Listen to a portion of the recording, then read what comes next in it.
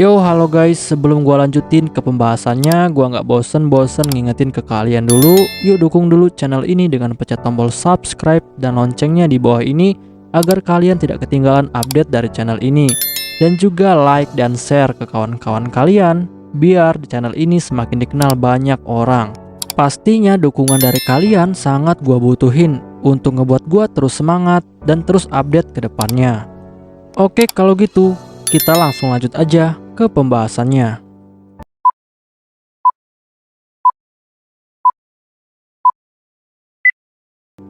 Yo, halo guys, kali ini gue bakal ngebahas light novel Seirei Genshoki volume ketiga chapter ketiga. Di chapter ini bakal dibahas tentang Ryo yang akan pergi ke ibu kota kerajaan Karasuki. Untuk kalian yang belum nonton chapter sebelumnya, silakan ditonton terlebih dahulu. Keesokan harinya, Gon dan juga teman-temannya sudah diikat di lapangan desa untuk menunjukkan ke semua orang bahwa Gon telah melakukan suatu kejahatan. Dan Gon juga telah dipaksa untuk menceritakan semua kejahatannya yang telah dia lakukan kepada semua orang. Dan di sana juga sudah banyak berkumpul semua warga untuk mendengarkan pengakuan dari Gon. Dan Gon pun akhirnya mulai bercerita bahwa dia dan juga teman-temannya telah mencoba untuk memperkosa Ruri dan juga Sayo. Tapi Ryo telah berhasil menghentikan kejahatan itu. Semua warga yang mendengar itu, mereka pun menjadi sangat marah. Tapi kemarahan mereka lalu mereda, karena mereka melihat bahwa Gon sudah babak belur. Dan semua orang lalu memuji prestasi dari Ryo, karena Ryo sudah berhasil menyelamatkan Ruri dan juga Sayo. Di sisi lainnya, Ryo saat ini berusaha untuk bersikap biasa saja. Dan dia saat ini sedang membuat sebuah sarapan untuk semua orang. Dan setelah Ryo selesai membuat sarapan, dia pun langsung meminta maaf kepada semua orang tentang kejadian tadi malam.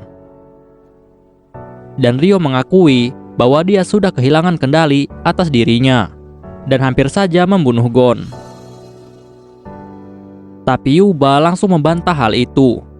Yuba bilang kepada Ryo bahwa Ryo seharusnya tidak perlu meminta maaf, karena Ryo telah menyelamatkan Ruri dan juga Sayo. Bahkan Ruri dan Sayo bilang kepada Ryo bahwa mereka juga meminta maaf kepada Ryo karena telah membuat Ryo khawatir. Dan Hayate juga lalu mencoba untuk menenangkan Ryo. Hayate bilang kepada Ryo bahwa jika dia melihat kejadian itu, pasti dia juga akan melakukan hal yang sama seperti Ryo. Ryo yang mendengar itu, dia pun hampir menangis karena dia terharu. Dan dia dengan tulus langsung meminta maaf. Yuba yang melihat itu, dia pun langsung bilang kepada Ryo bahwa Ryo itu adalah orang yang jujur dan sifatnya sangat mirip dengan seseorang. Dan di sini yang dimaksud oleh Yuba adalah Ryo mirip dengan Zen. Ruri yang mendengar itu, dia pun lalu bertanya kepada neneknya, siapakah orang yang mirip dengan Ryo? Tapi Yuba tidak menjawabnya. Lalu Yuba menyuruh mereka semua untuk segera sarapan. Tetapi saat mereka sedang sarapan, tiba-tiba ada seseorang yang masuk dengan tergesa-gesa. Dan orang itu ternyata adalah Shin. Shin masuk dan langsung berteriak dan memanggil adiknya, yaitu Sayo, karena Shin sangat khawatir dengan keadaan Sayo. Dan saat Shin melihat Sayo dan Ruri, dia pun langsung bertanya kepada mereka berdua, apakah mereka berdua baik-baik saja. Lalu mereka pun langsung menjawab bahwa mereka baik-baik saja. Dan semua ini berkat Ryo yang telah menolong mereka. Dan Ryo jugalah yang telah menghajar Gon sampai babak belur. Shin yang mendengar itu, dia pun lalu berterima kasih kepada Ryo, karena Ryo telah menyelamatkan Ruri dan juga adiknya. Bahkan teman-teman Shin juga dengan malu langsung berterima kasih kepada Ryo. Setelah itu, Shin dan juga teman-temannya langsung memutuskan untuk segera pergi. Dan mereka yang sudah melihat keadaan Gon yang sudah babak belur, mereka semua pun akhirnya menyadari jika Ryo itu adalah orang yang kuat. Dan mereka bersumpah untuk tidak pernah membuat Ryo marah. Keesokan harinya, akhirnya kepala desa dari desa Gon tiba di desa Kasmo. Dan kepala desa itu adalah ayah dari Gon. Lalu ayah Gon langsung meminta maaf kepada Yuba karena anaknya telah menyebabkan banyak masalah di desa Kasmo. Dan dia juga bilang kepada Yuba bahwa dia sadar kejadian kali ini adalah sebuah kejahatan. Tapi Yuba lalu bertanya kepada ayah Gon, apakah dia bersedia untuk membayar ganti rugi atas semua kerusakan yang disebabkan oleh putranya. Tapi ayah Gon lalu menjawab bahwa untuk kejahatan kali ini, maka putranya lah yang akan bertanggung jawab secara penuh.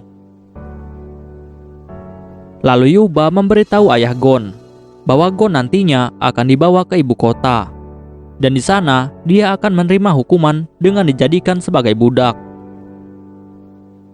Ayah Gon yang mendengar itu, dia sebenarnya sangat kesal kepada Gon. Karena Gon telah menyebabkan banyak masalah. Dan ayah Gon tidak bisa menentang hal itu. Tapi Yuba tidak sampai di situ. Yuba bilang kepada ayah Gon bahwa untuk teman-temannya Gon, mereka akan dijual sebagai budak.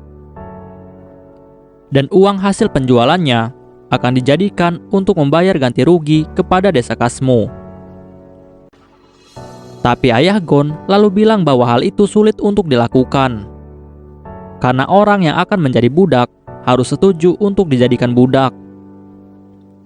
Karena jika mereka menolak, maka kontrak budak tidak dapat dilakukan. Tapi Yuba langsung bilang kepada ayah Gon bahwa dia harus bisa membantunya dalam hal itu, agar mereka semua bisa dijual sebagai budak. Tapi ayah Gon terlihat kekeh untuk menolak. Tapi Yuba dengan marah langsung berdiri, dan Yuba bilang kepada mereka semua. Yuba bilang kepada ayah Gon bahwa kejahatan yang telah dilakukan oleh anaknya adalah kejahatan yang sangat berat. Bahkan kejahatan itu setara dengan perampokan dan juga pembunuhan.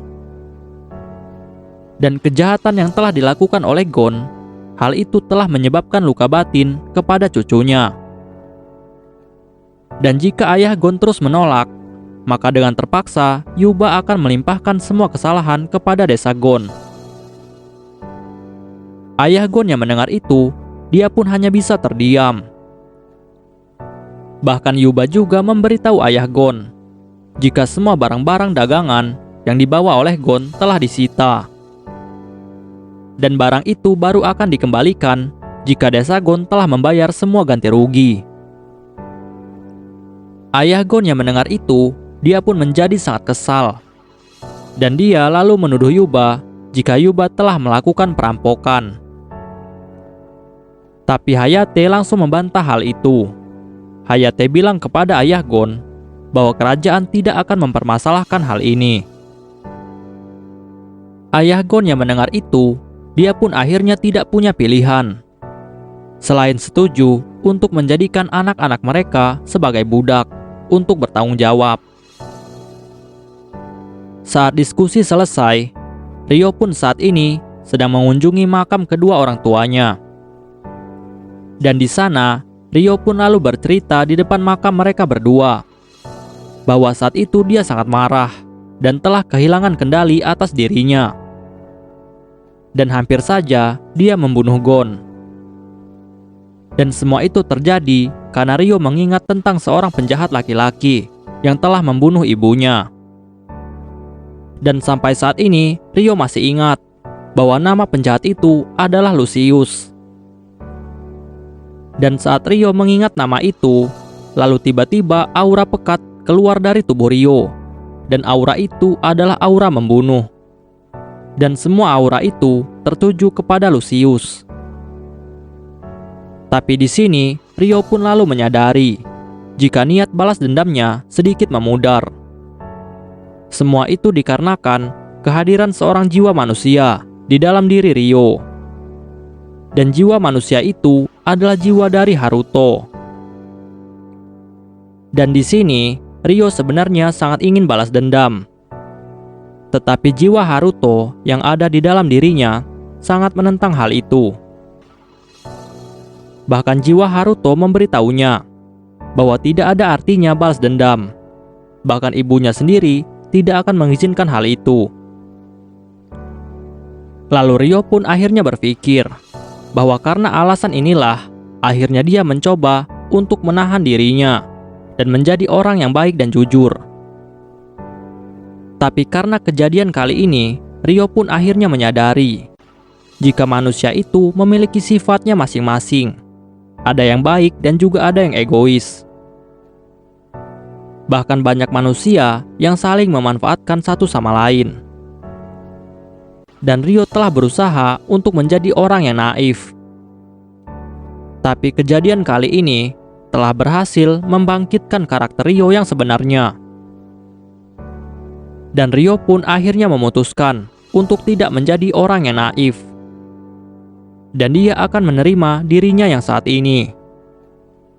Dan dia juga berjanji kepada dirinya bahwa dia akan terus maju dan dia akan melindungi semua orang yang berharga bagi dirinya. Dan dia juga tidak akan ragu untuk menyingkirkan semua orang yang menghalangi jalannya. Dan dari sinilah Ryo pun akhirnya mendapatkan jati dirinya yang sebenarnya. Keesokan harinya, ini adalah saatnya regu dagang dari desa Yuba untuk berangkat ke ibu kota. Dan Hayate juga memutuskan untuk menemani mereka setengah jalan, karena dia juga ingin menuju ke desa berikutnya.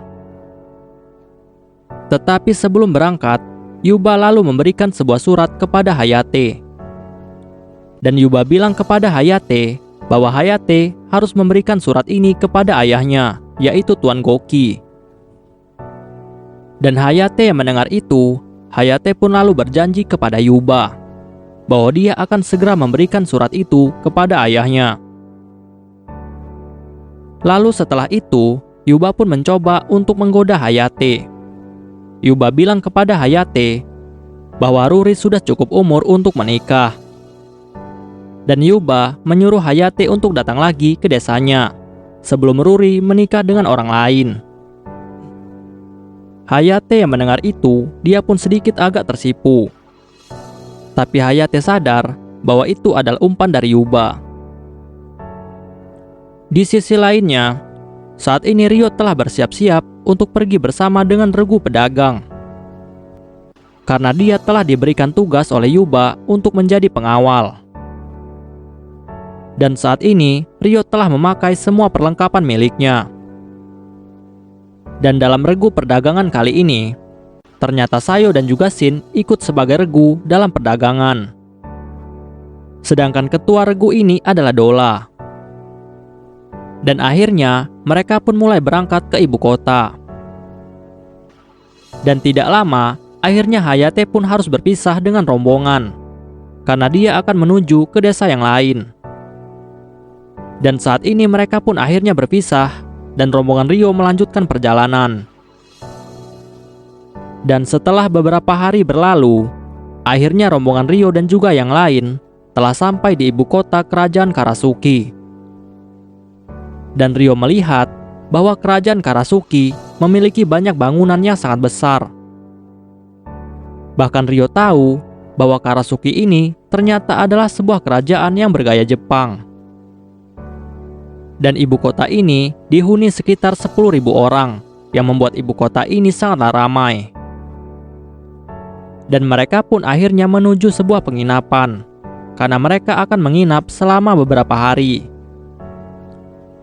Lalu setelah itu, Dola pun mengajak Ryo dan juga Shin untuk mengunjungi sesuatu tempat. Lalu setelah mereka berjalan, Dola pun langsung memberitahu mereka berdua bahwa alasannya mengajak mereka berdua adalah karena mereka akan membantu pengawalan Hayate untuk membawa Gon dan juga teman-temannya ke pengadilan. Dan tidak lama, akhirnya sampailah mereka di pengadilan kerajaan Karasuki. Dan setelah mereka sampai di sana, mereka pun lalu melihat Gon dan juga teman-temannya yang sedang digiring untuk masuk ke dalam ruang pengadilan. Lalu Dola langsung memberitahu mereka berdua bahwa pengadilan ini adalah pengadilan yang akan mengadili para kriminal. Dan pengadilan inilah yang akan menjadikan para kriminal menjadi seorang budak. Setelah itu, pengadilan pun akhirnya dimulai. Dan berkat kesaksian dari pengawal Hayate, akhirnya pengadilan berjalan dengan sangat cepat. Dan pengadilan telah memutuskan bahwa Gon akan menerima hukuman untuk menjadi budak hukuman. Sedangkan dua temannya akan menjadi budak kontrak untuk membayar hutang mereka kepada desa Kasmo. Dan setelah semua urusan selesai, Dola, Ryo dan juga Shin akhirnya memutuskan untuk kembali ke penginapan. Keesokan harinya, Ryo dan Sayo saat ini sedang berjalan bersama di sebuah distrik perbelanjaan yang ada di ibu kota. Karena mereka telah diminta untuk membeli beberapa barang mewah. Dan selama perjalanan itu, Ryo dan Sayo terus mengobrol, dan Sayo terlihat sangat bahagia. Lalu setelah itu, Ryo pun lalu mengajak Sayo untuk pergi makan bersama. Sayo yang mendengar itu, dia pun menjadi sangat senang. Dan Sayo dengan antusias langsung setuju dengan ajakan dari Ryo. Lalu mereka pun akhirnya pergi untuk mencari restoran yang menjual makanan yang enak. Tetapi saat mereka mencarinya, mereka pun sangat kesulitan untuk menemukan tempat makan. Dan Sayo pun lalu menyarankan kepada Ryo untuk bertanya kepada para penduduk lokal. Tapi tiba-tiba ada seseorang wanita muda memanggil Ryo dan juga Sayo. Dan dia bertanya kepada Ryo, apakah mereka berdua sedang berkencan. Sayo yang mendengar itu, dia pun terlihat sangat malu. Tapi Ryo dengan tenang langsung memberitahu wanita itu jika dia datang ke ibu kota untuk menjual barang-barang dagangan dari desa mereka. Tapi wanita itu akhirnya menyadari jika Sayo sebenarnya terlihat sangat menyukai Ryo. Karena wanita itu melihat jika pipi Sayo memerah dan terlihat sangat malu-malu. Lalu wanita itu langsung menawarkan Ryo untuk membeli beberapa pernak-pernik untuk pasangannya. Dan Sayo yang mendengar itu, dia pun dengan malu langsung membantah hal itu. Sayo bilang kepada wanita itu bahwa dia dan Ryo tidak sedang berkencan. Tapi Ryo tiba-tiba langsung bilang kepada Sayo, apakah Sayo ingin beberapa pernak-pernik. Sayo yang mendengar itu, dia pun langsung merasa sedikit tidak enak. Tapi Ryo langsung bilang kepada Sayo bahwa dia akan memberikan Sayo sebuah hadiah sebagai tanda terima kasih. Lalu Sayo pun akhirnya mulai memilih pernak-pernik yang dia sukai. Dan Sayo melihat bahwa ada sebuah jepit rambut yang terlihat sangat lucu. Dan Sayo langsung menunjukkan jepit rambut itu kepada Ryo. Lalu Ryo pun langsung bertanya kepada wanita penjual itu, berapakah harga dari jepit rambut itu? Dan wanita itu bilang kepada Ryo bahwa harganya adalah 2 koin perak. Sayo yang mendengar itu, dia pun sangat terkejut karena menurutnya harganya terlalu mahal. Dan Sayo pun lalu bilang kepada Ryo bahwa Ryo tidak usah membelinya karena dia takut bahwa itu akan menyusahkan Ryo.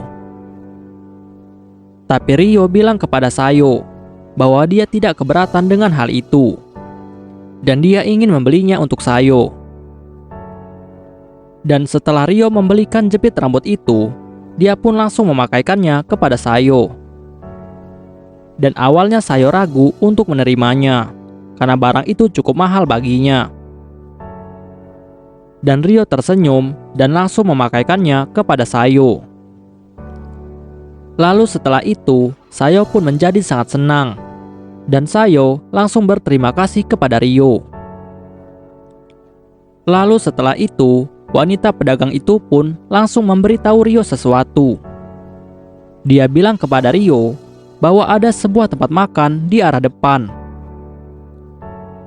Rio yang mendengar itu, dia pun langsung berterima kasih kepada wanita itu karena sudah membantunya. Dan wanita itu langsung berbisik kepada Sayo. Dan dia bilang kepada Sayo bahwa Sayo harus melakukan yang terbaik untuk mendapatkan Rio. Karena Rio itu terlihat seperti pria yang sangat menjanjikan. Sayo yang mendengar itu, wajahnya pun langsung memerah. Dan setelah itu, Rio dan Sayo pun langsung pergi menuju ke tempat makan. Dan setelah mereka berdua selesai makan, mereka pun langsung melanjutkan untuk berbelanja beberapa barang yang telah diminta oleh regu pedagang. Tapi tiba-tiba saat mereka sedang berbelanja, Rio dan Sayo mendengar suara teriakan. Dan ternyata Rio melihat bahwa ada seseorang tentara bayaran sedang mencoba untuk menculik seorang gadis muda. Dan pria itu pun langsung berlari menuju ke arah Rio. Tapi Rio tidak tinggal diam. Dia pun langsung mencoba untuk menghadang orang itu. Tapi ternyata orang itu langsung menyerang Rio dengan belati miliknya. Tapi untungnya saat itu Rio masih bisa menghindarinya. Dan dia pun langsung melakukan serangan balik dan meninju perut dari pria itu. Dan karena serangan itu, pria itu pun langsung pingsan seketika. Semua orang yang melihat kejadian itu, mereka pun mulai bersorak untuk Rio. Lalu setelah itu, pelayan dari gadis itu pun akhirnya datang. Dan dia memanggil gadis itu dengan nama Kamomo. Lalu pelayan itu langsung berterima kasih kepada Rio, karena Rio sudah menolong Kamomo. Dan tidak lama, datanglah para penjaga. Dan Rio yang mengetahui hal itu, dia pun akhirnya memutuskan untuk segera pergi. Karena Rio tidak mau menyebabkan banyak masalah di ibu kota. Beberapa hari telah berlalu, dan kelompok regu pedagang pun telah kembali ke desa Kasmo, termasuk Rio dan juga Sayo. Bahkan Hayate juga telah kembali ke ibu kota. Dan setelah dia sampai di ibu kota, Hayate pun langsung menemui ayahnya. Dan nama ayah Hayate adalah Soga Goki. Goki adalah orang terkuat yang ada di kerajaan Karasuki. Dan dia memiliki julukan sebagai Goki si Dewa Ganas. Setelah itu, Hayate pun langsung melaporkan kepada ayahnya bahwa dia sudah menyelesaikan semua tugasnya dengan sangat baik. Lalu Goki langsung memberitahu Hayate bahwa adiknya Hayate yaitu Kamomo hampir saja diculik. Tapi untungnya saat itu ada seseorang pemuda yang tidak dikenal. Dan pemuda itu telah menyelamatkan Kamomo. Dan orang-orang mengatakan jika pemuda itu memiliki kemampuan bertarung yang sangat hebat. Hayate mendengar itu, dia pun menjadi sangat kaget. Tapi Hayate lalu bersyukur bahwa Kamomo bisa diselamatkan. Dan Hayate berjanji kepada ayahnya, jika dia bisa bertemu dengan pemuda itu, maka dia akan berterima kasih. Lalu setelah itu, Hayate pun langsung memberikan sebuah surat kepada ayahnya. Hayate bilang kepada Goki bahwa surat itu dari kepala desa Kasmo, yaitu Yuba. Dan saat Goki membaca surat itu, dia pun menjadi gemetar. Lalu dengan cepat, Goki pun bertanya kepada Hayate, apakah Hayate pernah bertemu dengan seorang anak yang bernama Rio? Dan Hayate pun lalu menjawab bahwa dia pernah bertemu dengan Rio. Lalu Goki langsung bertanya kepada Hayate, bagaimana kepribadian dari anak yang bernama Rio?